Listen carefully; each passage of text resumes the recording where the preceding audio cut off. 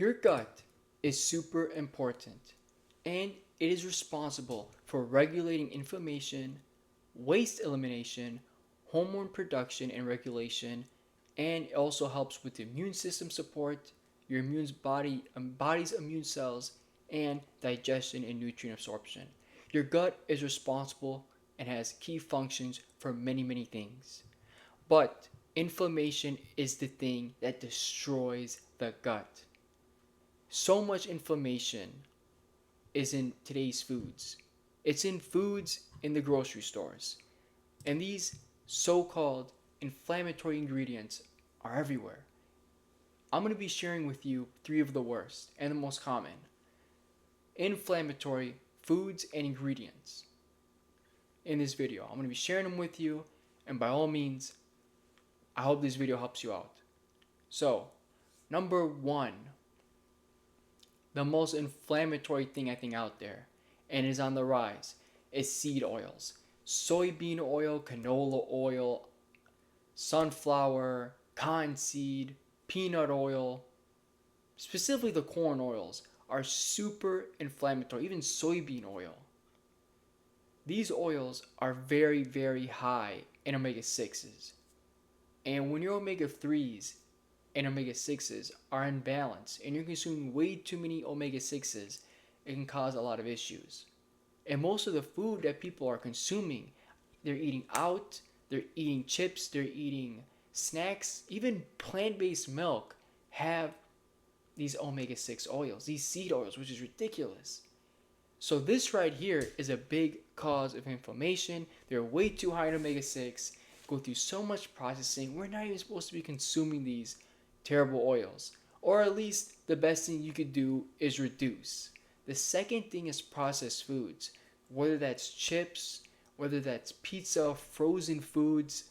I don't want to name any companies, but anything with artificial ingredients, fried foods as well, are super inflammatory. They're not just cooked with these really cheap oils, but some of them have horrible ingredients, preservatives, all these sorts of things, right?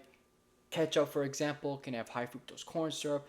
There's so many things, so many inflammatory based foods. These are all inflammatory foods, fried foods, very bad for your gut digestive system.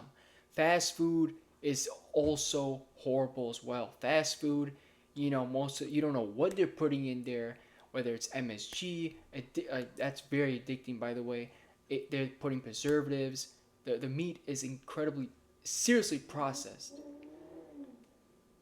Basically, most of the foods are heavily processed, very bad for your digestive system. Your body has a hard time breaking down these foods because they're not real. They're not what the body's supposed to eat. The last thing is sugar. Sugary foods are seriously inflammatory. I mean, sugar destroys good gut bacteria. And because of that, your body will have a hard time after consuming so much sugar. Again, moderation is key with all these foods. But because most of the things in the grocery store are filled with sugar, fast food have sugar in their bread and burgers, it's ridiculous. There's so much sugar in food. There's so much sugar, so much of these seed oils, so much processed foods in the market. It's almost hard to just reduce or get away, especially with how addicting they are. At the end of the day, you've noticed that sugar, seed oils, and processed foods are the most inflammatory. And if not, in my opinion, they're the most common foods you'll find in the grocery stores. By all means, these are my key takeaways. You don't have to 100% eliminate seed oils and processed foods and sugar, but your goal is to reduce. That's what I would do. I would listen to your body and reduce these things. So you're probably wondering, of course, now that I know what is wrong, what is right for my body. And that is going to be things that we've used for a long time. Instead of soybean oil and corn oil, Italians have used olive oil for so long. So moving towards olive oil, specifically single origin organic extra virgin olive oil or extra virgin Coconut oil is even better. Cook with grass-fed butter. That's almost 100% or as best as you can get. These are some things that you can replace with. Instead of eating foods with soybean or corn oil, sunflower, so cook your foods with extra virgin olive oil. Go with tallow. Go with grass-fed butter. Go with um, extra virgin coconut oil. So that's something you can replace with the oils. Chips, olive oil, avocado oil chips like Boulder Canyon has that. Siete has also some better chips as well. What can you do about processed foods? You could reduce and get away from processed foods and start eating more healthy, whole foods, whole grain foods. You can do whole grains. That's fine. Again, fruits, vegetables, eating more towards the natural stuff that is, again, organic and whatnot, or do the best you can. Reducing that processed foods. Don't eat out every day. Shouldn't be eating out every day anyway. So try to reduce eating out. Um, Always just try to meal prep, do the best you can, try to avoid as much processed foods.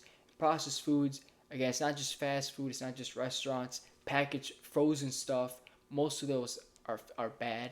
Of course, there are some good stuff in the market, but again, I think they're very expensive. It's also like bacon. Bacon could be very processed. Meat's great, by the way. Meat, getting organic beef is very way to go. Organic pork, organic chicken, or grass-fed organic beef, pasture-raised chicken. These are very good foods you can replace with. Sugar, you could also go for alternatives. You can go for honey, like raw, organic, local honey, or in general, just organic honey.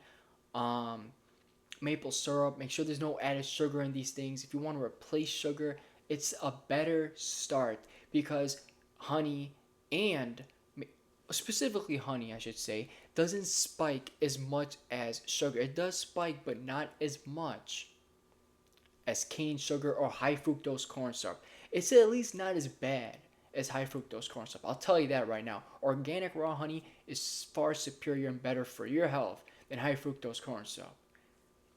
On top of that, of course, we could pretty much just reduce sugar. It's probably one of the best things you could do. Try not to consume any more than 15, 20 grams of sugar a day. Try to keep it around 5 or 10 if you can, 15 at most.